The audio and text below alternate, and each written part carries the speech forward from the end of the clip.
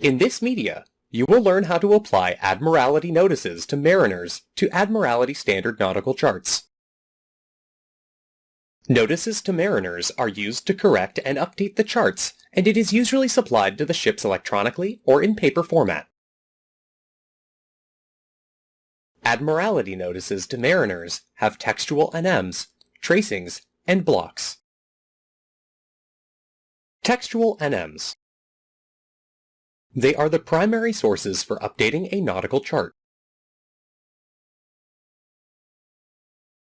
Once the NMs are received, the affected charts need to be identified.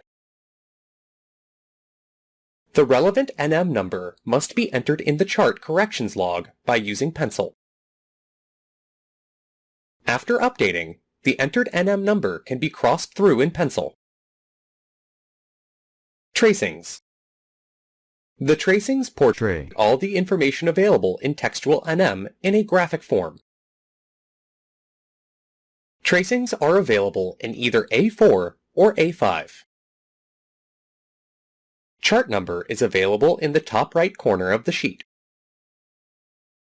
Next to the chart number, there is a box containing the new chart with new insertion date. The 3x3 grid is used to quickly refer where the update is on the chart.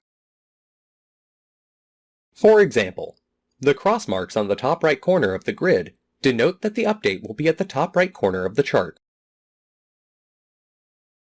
Make sure that the previous update is available on the chart before applying the new update.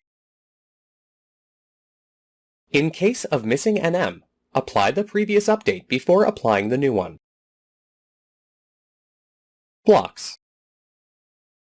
If large number of NMs need to be applied in a particular area, it is not possible to update all the information in the chart by hand.